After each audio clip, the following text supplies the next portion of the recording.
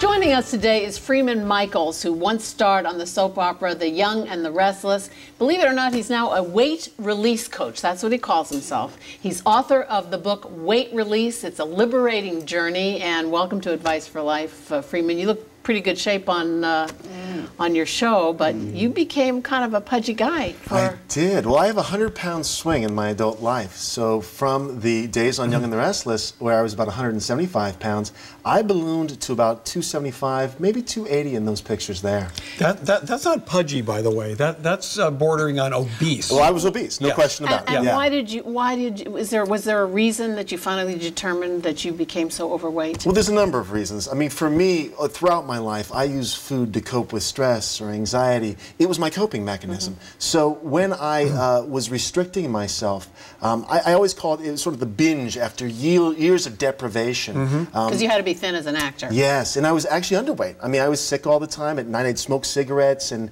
I had this crazy thing where if I felt like I overate, and I have to tell you how little that was, I would rush off to the gym. And of course, in LA, you can go to the gym anytime you want. So it was a sort of crazy mentality I got caught in, because my sense of self, I was really over-identified with the scale. How you look. Yeah, and I was always 10 pounds from perfect. So why do you call it weight release as opposed to weight loss? Well, I don't want people to lose or give up anything. See, when you give up something that has served a valuable purpose, now we're not just talking about the weight, but we're also talking about the patterns of behavior around food. And again, for me, those patterns of behavior were the ways that I coped. And even for people who carry extra weight, sometimes that's a form of protection. Sure, it works. Right? So when you just give it up and you don't have anything to replace it with, you're going to gain it back.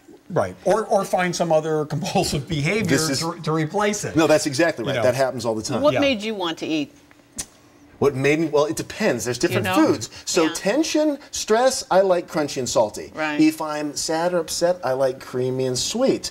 And you know, it's interesting because there's an association. There's also a physiological, neurochemical thing going on. I mean, junk food is salty, sweet, and crunchy, and that fires off dopamine. Of course, it also has a ton of fat in it as well, and that is very, very tasty. So can we switch this just for a little bit? Marcia, my partner, who I love and adore here, is someone who has struggled with those 10 pounds. She's always 10 pounds away from where you want to be. Give or take, aren't you? Oh, am I on the couch Yes, now? you are on the couch. So how could we take what you've been doing, what you've learned, how can we help this woman kind of cross that bridge? Well, the big piece is, what is the motivation? And so many people are motivated because they look in the mirror and they think they ought to look different. It's a negative self-perception that motivates them, and that can never be the foundation for positive change. So if, in fact, we want to shift, there has to be something positive. I call it the imperative, something you're doing, and the eating habits and the exercise programs are an expression of that. That will be sustainable. But if it comes from a negative self-perception, if you think something needs to be fixed or changed about you, that's a poor place to start from. So go ahead. Well, I was going to say, so what would be, I'm trying to help you out here. Work with me, people. So what would be the right imperative for Marcia to be thinking about, because we keep going through the same cycle? Right. Yeah, so that would be a series of questions. I mean, ultimately, the only accurate measure of success, from my perspective, is fulfillment. So I'd want to know what things are fulfilling for you and what qualities in those things make them fulfilling. And what we want to do is orient your life towards more of that. Look, again, I'm talking when I speak about my own behavior with food. This is how I learned to meet needs. So I used food to meet needs, emotional needs. And so a lot of times what we need to do is find out what the underlying need is that drives the behavior and find what I call a self-honoring way to meet that need that doesn't involve food. So you're talking about a healthier way of coping with whatever is going on there, or what it is that you're hungry for in some other way. And how about if I'm just hungry to sit on the couch, watch Mad Men, and eat a little bit of popcorn and a Diet Coke? How about that? Yeah. So what's wrong with that? Yeah, what's wrong with that? Except that you do it all the time.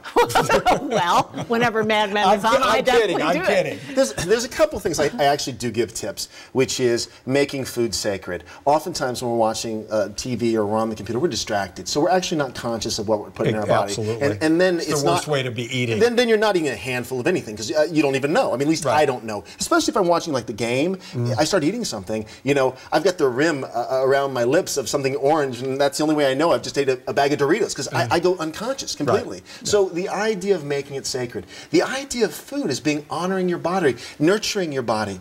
And I want to go back to this imperative thing. What really feeds you? See, that's the question we want to know. What really feeds you? Because when you orient your life towards that, then food no longer becomes the most powerful force. Precisely. Yeah. Something else is motivating you. Something else is helping to direct your choices. And you're going to have to find that.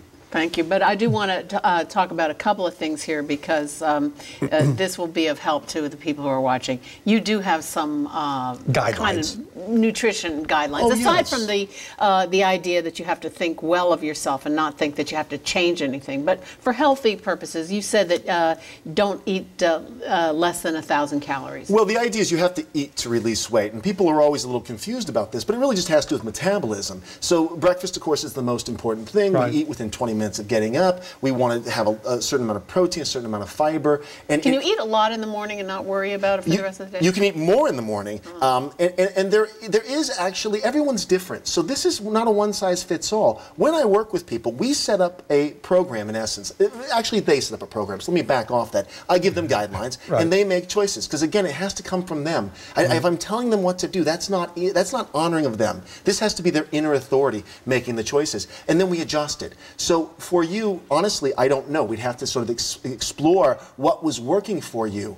But there are principles. But breakfast is critical. And people, just to go to the 1,000 calories, when you're restricting your diet to that extent, people don't realize it actually backfires. It does, because your body goes into starvation mode. Yes, okay. And you need fiber. You need fiber. Got to throw out the empty calories. Right. Well, the fiber is what indicates to your brain that you're full, and that's the problem with so much processed food is they've stripped out the fiber, and so you can eat tons of that junk, and you'll never know you're full. And that largely means as long as you're eating something that's white, not good. Precisely. Carbohydrates? Yeah, that's it. I mean, he just said it. So but if you are going to eat carbohydrates, you should eat them you should not eat them in the evening. Is one of your late at night. Yeah, that's a really tricky one because well, the thing about it is our body doesn't have the ability to process it, and so it turns to sugar very quickly in our bloodstream. So it's just really a food late at night. I'll tell you, late at night's a tricky one. That's where a lot of stuff comes up for people. It's a lot to get into. I think I can say it in a sentence though, because we have so many.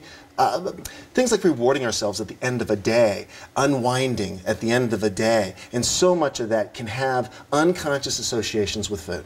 Where people just get caught in, they don't realize that as a kid they were taught to reward themselves with food. Maybe they were taught to console themselves with food. And also I think all the demons that tend to come out at night when you're that's right. alone as well and all your anxieties. One last thing. Go ahead.